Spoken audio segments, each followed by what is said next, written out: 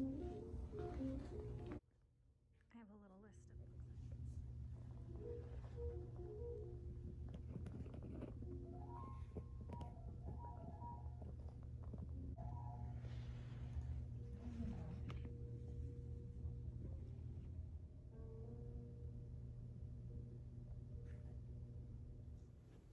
Hi everyone, welcome back to Katie's Shelf Live.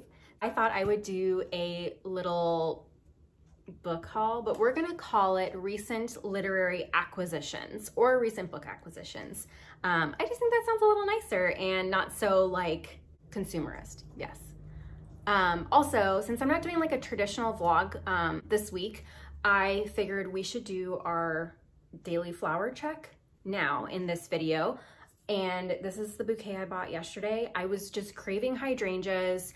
I'm not quite ready for spring colors, but these are just enough color and still have a little bit of like a winter with a little bit of pops of yellow, which is my favorite color if y'all haven't figured that out yet.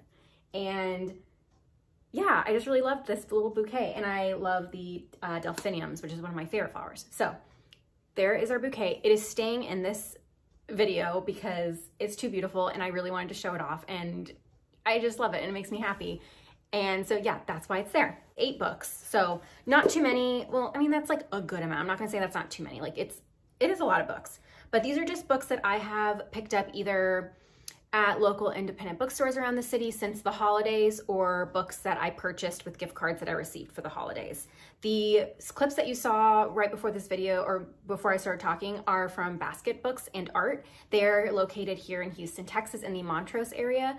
I love that bookstore. It is always a calm, inviting space. They're always playing lovely music. And yeah, it's run by a husband and wife and their little daughter. And it's one of my favorite bookstores in the city. There's a lot of favorites, obviously. I used to work at one independent bookstore. That's my absolute favorite, but Baskets has been great. I love going there. I put 2 other books on order. 2 May Sarton, one's Journal of Solitude, Journal of Solitude, and the other one is Plant Dreaming Deep. I'll put pictures of both of them, but I did order those, and I said I wouldn't probably buy them, but they're gonna call me and I'm going to buy them. So, and those are influenced by a lot of different booktubers that I love and watch regularly. And yeah, I was like, these just need to be on my list. And also I love diaries, I love journals, so figured I should probably read it. I also wanted to say thank you, everyone. I've noticed a huge uptick in subscribers the last few days, more views on my videos, and yeah, it's just been really great. As I just started this for fun, and I just feel like it's such a positive part of my week and a positive part of my daily life, just filming little clips here and there, talking about books. I just feel it's giving me a lot of confidence in myself, and I'm just meeting a lot of great people, having great conversations. Please, please, please don't ever feel like you think I won't want to talk to you, or like send me a message, find me on Instagram. I've linked my Instagram somewhere, and DM me and let's chat. And I've set up a couple buddy reads with some people for the next few months, and I'm always happy to, if you see a book that I'm talking about that I'm planning on reading, please send me a message and say, hey, I'd like to buddy read this with you, and we can set something up. I've never actually officially done a buddy read. This will be my first buddy read, I think coming up in February. And I'm a little nervous about it just because I don't really know how to do it, what's right, like how often should I annoy you with my thoughts and feelings, but you know what, I'm just along for the ride, and everyone here has been so great, and the people I've interacted with, and yeah, just want to say thank you. And people who have shouted me out in videos and reposted my videos, just thank you. It really means a lot, and yeah, I'm just really appreciative of this community. It's just helped me so much, so thank you. And now, books. All right, so we've got 8 books, 2 of which are by the same, right? Can I count? 2 of which are by the same author. So let's start with the book that everyone is talking about and will probably continue to talk about all year, but it is A Horse at Night on Writing by Amina Cain, out from Dorothy Project. I read Indelicacy over the summer, like one day while I was working summer school, and I really, really enjoyed that book. I won't go too much into it because it's not a video about that, but I really did enjoy that book. It's such a short read, and it's one that I could easily pick up again and reread. But I do love reading books on writing. And this is an author I already enjoyed their writing style, so I was like, let's pick this up. I've seen nothing but positive things going around the internet. Anyway, so it's essays, and it's a meditation on writers and their works, on the spaces of reading and writing and how these spaces take shape inside a life. I know that there's a lot of authors like Ellena Ferrante and Virginia Woolf that are written about in here. A lot of talk about landscapes and painting and art, book titles. It just has a lot of everything. And yeah, it just sounds great. I'm really looking forward to picking this up. Good, good, good. Essays on writing, can't go wrong. On Friday, I saw another Amina Cain while I was at Basket Books. Also, can I just show off these bookmarks? They're the most pleasing shape. They're such a lovely design, and like, yes, they're really great. I love these bookmarks. Okay, but anyway, then I also picked up, I had forgotten that Amina Cain had a first book before Indelicacy, and it is a short story collection also out by Dorothy Press called Creature. I love short stories, and I was just flipping through it, just kind of picking a sentence here and there, and it just seemed great, and I picked it up. I was fine not knowing too much about it. I didn't go on Goodreads or anything like that, and I was like, it just sounded really great. And so I picked it up. You can hear Hero walking around. Focused on female characters. They're falling in and out of uncanny intimacies, speaking from the hidden realms of the unconscious, seeking self-knowledge, or becoming visible in all their candor and strangeness. They move through a universe shaped by the gravitational pull of elusive yet resilient forces. Like I said, I read a few sentences and I was just really drawn in, and sometimes that's the best way to pick out a book, is just you see it, you pick it up, you sit with it for 5 minutes, and you just add it to your stack. And that's what I did with this one, and I'm really feeling like it's going to be a good choice. Excuse me, sir. Okay, up next. So I did talk about this book in my 23 books that I want to read for the year. It's Painting Time by Maylis de Kerangal, and it's published by Picador. Sorry. It's published by Picador. I had an arc of this, but excuse me, don't eat those. But I'm doing a buddy read of this book, and I figured if I'm doing a buddy read, an arc might be a little bit difficult just because a lot of times the page counts are not right. Lots of sentences have maybe changed depending on when the arc came out in time with the actual finished book. So I figured let's just buy the paperback.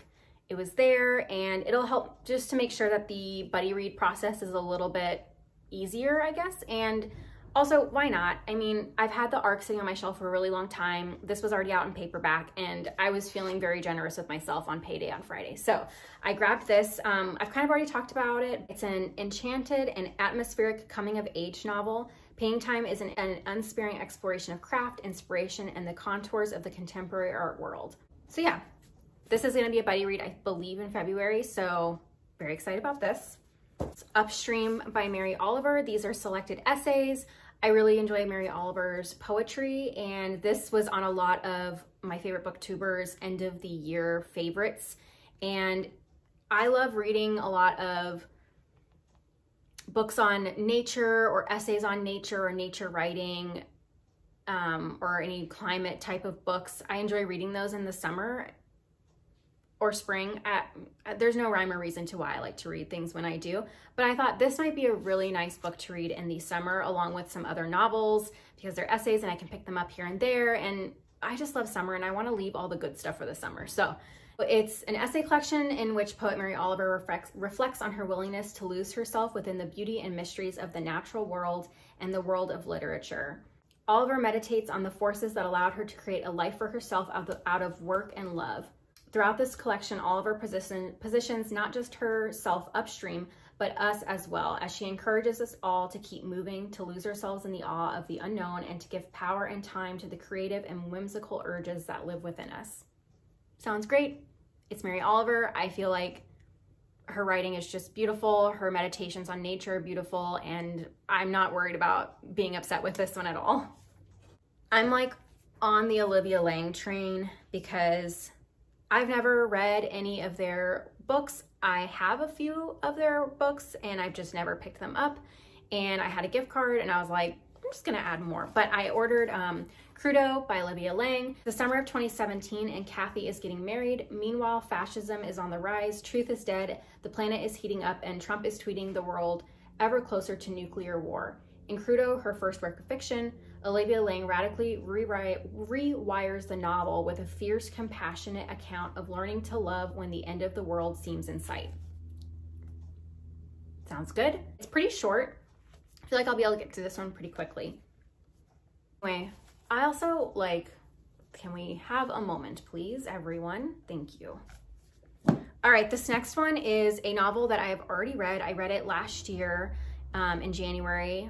Probably could have been on my top favorite reads of the year as well. I checked it out from the library, loved it, and I said to myself, I'll eventually buy my own copy. And it's Second Place by Rachel Cusk. I really love this book. I love the hardcover. Honestly, if I find the hardcover somewhere like a used bookstore, I'll probably buy it just because I really, really love that cover. But I have started a Cusk collection of these Picador editions. I thought, let's just go along with that theme. So this book has to do with art. I know a lot of people have already read it, but a woman invites a famous artist to use her guest house in the remote coastal landscape where she lives with her family. Powerfully drawn to his paintings, she believes his vision might penetrate the mystery at the center of her life. But as a long, dry summer sets in, his provocative presence itself becomes an enigma and disrupts the calm of her secluded household. This has a lot of themes that Cusk usually writes about, and that the difference between being a male artist or creative and being a female artist or creative. Study of female fate and male privilege, the geometries of human relationships, and the moral questions that animate our lives, reminding us of art's capacity to uplift and to destroy.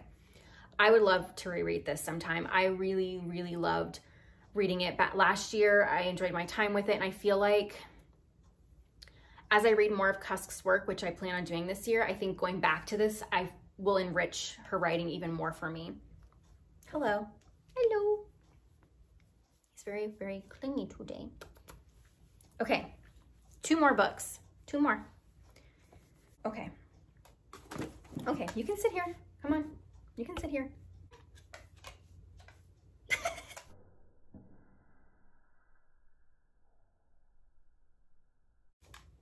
Stop hitting them with your face.